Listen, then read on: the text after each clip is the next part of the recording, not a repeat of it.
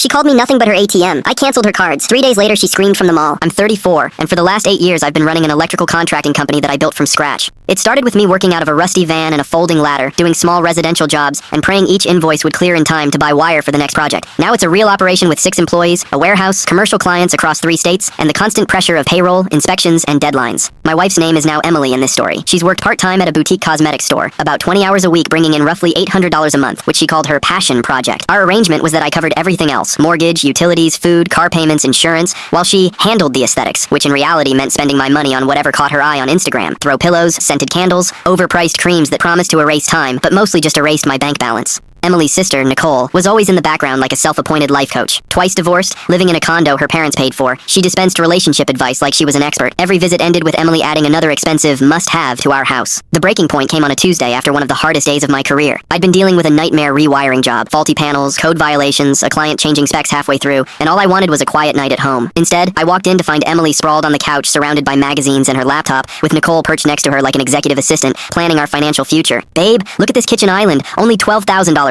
and this backsplash would completely transform the space," she chirped. I was still in my work clothes, electrical tape stuck to my shirt, sweat dried on my forehead. "Maybe we should slow down on spending," I said carefully. "Supply chain issues are killing my margins," Nicole snorted. "Here we go with the money lecture." Emily waved me off like a waiter. "You always figure out the money stuff. That's your thing. This is an investment in our home." I stared at Nicole, this woman who had never worked a real job, lecturing me about what my wife deserved. Emily looked at me with that smirk I'd been ignoring for months. "You worry too much about money. Just do what you do best and keep cash flowing. That's basically your whole purpose anyway." The room went completely silent. "Excuse me?" I asked. Emily shrugged and went back to scrolling. "You're really good at making money. I'm really good at making life beautiful. It works perfectly." Then she said it. "You're basically my ATM with legs. As long as you keep dispensing cash, we're golden." Nicole burst out laughing. "ATM with legs? I'm stealing that." There was no malice in Emily's voice, no awareness. She had just reduced our entire 6-year relationship to a financial transaction. I didn't react, just nodded. Got it. That night I lay awake doing math. 6 years of 60-hour weeks, missing family events for emergency calls, postponing my own dreams for her lifestyle, all apparently boiling down to dispensing cash on demand. By morning, I had a plan. I called each credit card company methodically. Suspicious activity, cancel immediately. Amex, Chase, store cards, all gone. I left her personal debit card connected to her $800 paycheck. By noon, Emily's spending power was whatever cash she had and her part-time income. Friday afternoon was her weekly shopping ritual. My phone started buzzing at 3:50 p.m. "Lucas, what did you do to my cards?" I could hear mall noise in the background, public humiliation echoing off food court tiles. "I canceled them." "You what?" "Canceled your credit cards. ATM maintenance." "You can't just cancel my cards." "Actually, they're my cards. You were an authorized user. You still have your checking account. What's your balance?" She hung up. When she got home, Nicole was with her for backup. "This is completely unacceptable, Lucas. If you see me as an ATM, I'm going to start acting like one. ATMs don't dispense cash to people without accounts." She was joking, Nicole protested. "Were you joking, Emily?" Emily's mouth opened and closed. I was frustrated. "I didn't mean it literally." "How did you mean it?" The silence stretched. 3 days later, bank alerts flooded my phone. Someone attempted a $4,000 transfer from my business account, then tried using my credit card information for a $3,000 furniture purchase, then attempted to access my business line of credit. All blocked. All traced to the Starbucks where Emily and Nicole had their sister meetings. "Someone tried stealing from my business accounts today," I said. "That's terrible. Did they catch who?"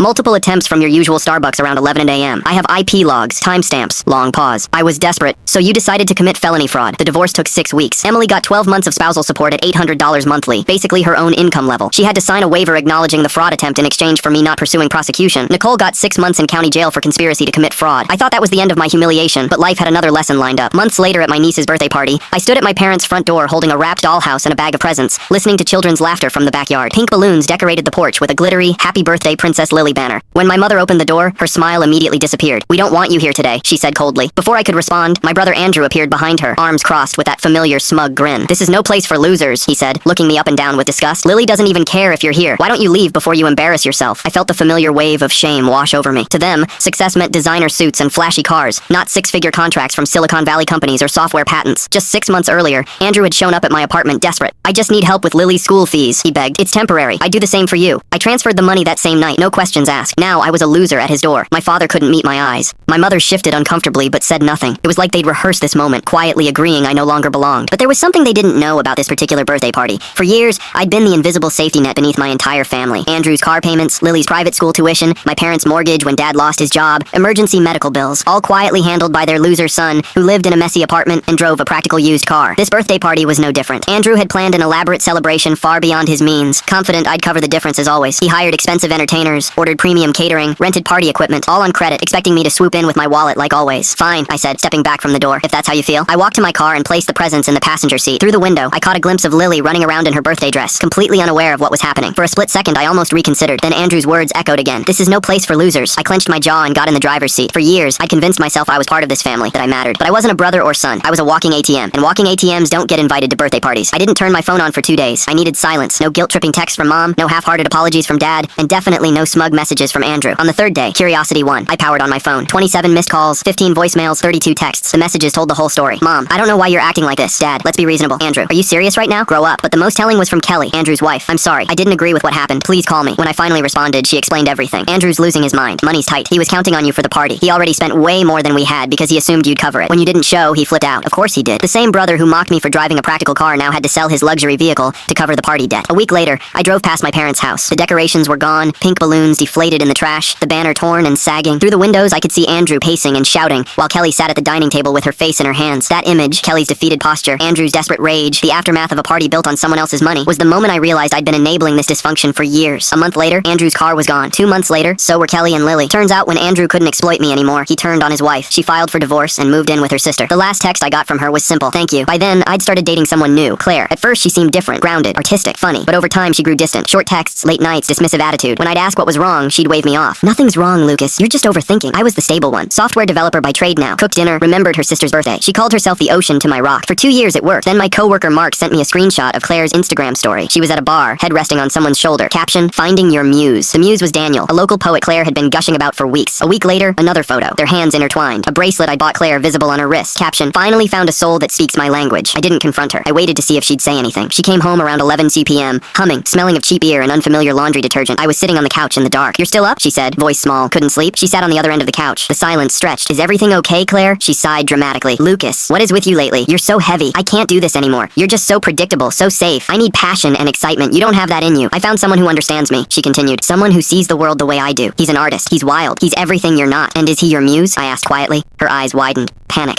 She hadn't expected me to know, but the smugness returned. She leaned forward with a cruel smile. You're not a good person. A good person would be happy for me finding my soulmate.